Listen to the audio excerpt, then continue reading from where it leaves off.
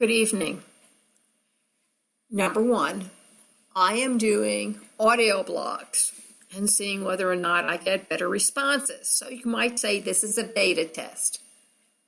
Today's blog is How Possessed Are Our Presidential Candidates? No, wait, I'm being tricky here.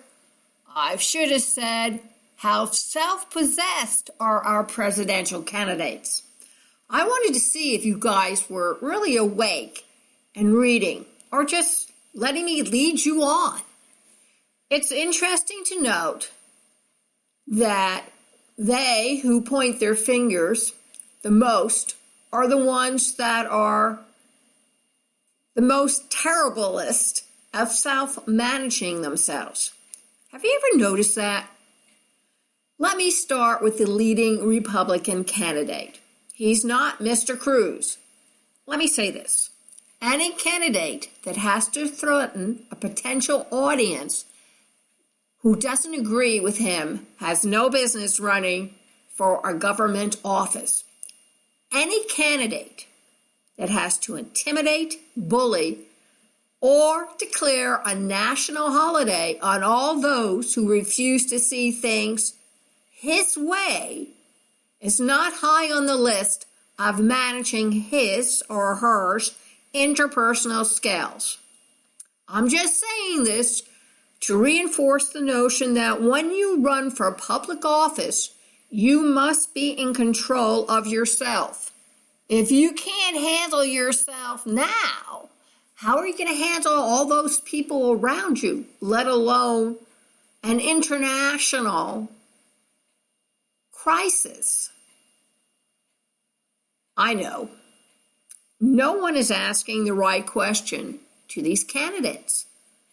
Mr. Cruz, I can't say his interpersonal skills are any better than the leading candidate who is using intimidation, fear, and living in the past and then bringing it into the present. None of this will solve any America's present or future problems. All it will do is split the nation further. As for pictures and images that all those candidates seem to use to reinforce their personal point of views, well, me hearties, I beg to differ with them. Again, their interpersonal skills sag, and they really need to be readjusted to fit the current topics. Showing me pictures of our ambassador being gunned down only reminds me that the Republicans refused to vote the necessary money for the Defense Department to defend our overseas appointed officials from harm. Calling people names, crook, liar, braggart, social capitalist are all fine and good unless the general public doesn't really understand what the hell you're saying. I mean, what is a social capitalist? Well, let me give you an example. 50 years ago, there was a Southern governor who told his state that from now on, all the richness of his state would be spread among his people. And those who didn't have enough would get most of the money, while those who had more than enough would have some taken away so that everybody would be equal. That's a capitalist socialist. Based on the history lessons that I received in school and in college during the golden years of education, 1950 through the 1960s, there's a real difference between the political state of being a socialist and an economic state of being a communist. Please keep these two separate.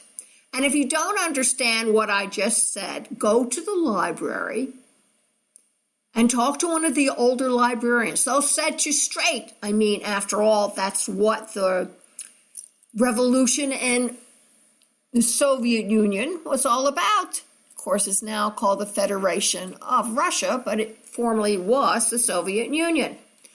Although I've wandered a bit off the beaten path, our presidential candidates should straighten out and master their own interpersonal skills before trying to vie for the highest office in the land and pretend to be presidential. I, for one, am not convinced that any of them have the makings of mastering their own interpersonal skills, especially in managing themselves. Well, thank you very much for listening. And this will be posted on the website and in the big 4 social media sites. Let me know what you think. Please, L.S. Caldwell, CAULDWELL, at PassionateWorldRadioNetwork.com. And please tell me where you want me to send you a little extra something from PWRN's vault. So leave me your email and you will receive something that will help you manage your own interpersonal skills.